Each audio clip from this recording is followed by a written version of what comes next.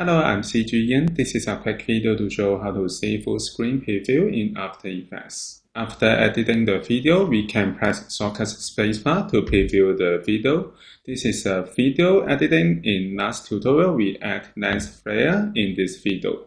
We can find the tutorial in this channel. Now I press spacebar again to stop it, and then I go back to here. If you want to preview full screen, we can go to Window and Show Preview, or we can use shortcuts Ctrl+3 to show preview window.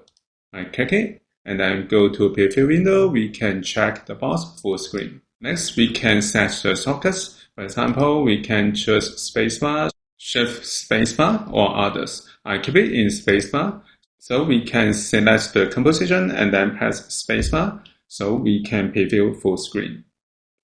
We can stop it. I press spacebar again to go back. Alternative, we can turn off the full screen, and then we can select the composition, and then we can press shortcut Tilda.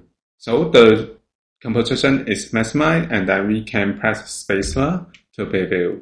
So these are the ways to see full screen preview in After Effects. Thank you for watching this video. Hope this helped.